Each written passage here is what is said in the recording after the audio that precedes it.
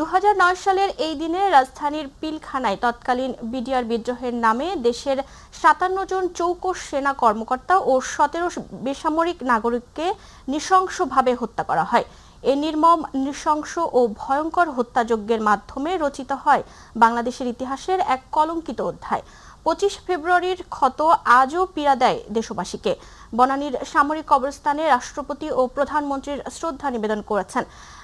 দিবসটি উপলক্ষে বাণী দিয়েছেন প্রধানমন্ত্রী তারেক রহমান।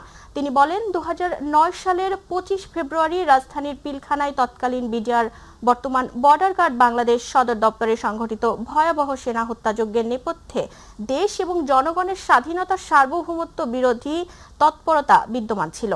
বাণীতে প্রধানমন্ত্রী বলেন, ২০০৯ সালের পর দিনটি যথাযোগ্য গুরুত্ব সহকারে পালন করা হয়নি। ২০২৪ সালে দেশ ফ্যাসিবাদ মুক্ত হওয়ার পর থেকে দিনটি শহীদ সেনা দিবস হিসেবে পালিত হচ্ছে। আজকের এই বিশেষ দিনে আমরা সেনা হত্যাযজ্ঞে শহীদদের মাগফিরাত কামনা করছি। তাদের শোক সন্তপ্ত পরিবারের সদস্যদের প্রতি গভীর সহানুভূতি ও সহমর্মিতা প্রকাশ করছি। তারেক রহমান বলেন, পিলখানায় সংঘটিত সেনা হত্যাকাণ্ডের বিচার চলমান।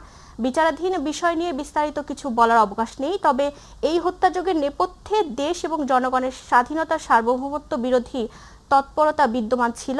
নাগরিক হিসেবে এই বিষয়টি আমাদের উপলব্ধিতে থাকা জরুরি বলে মনে করি।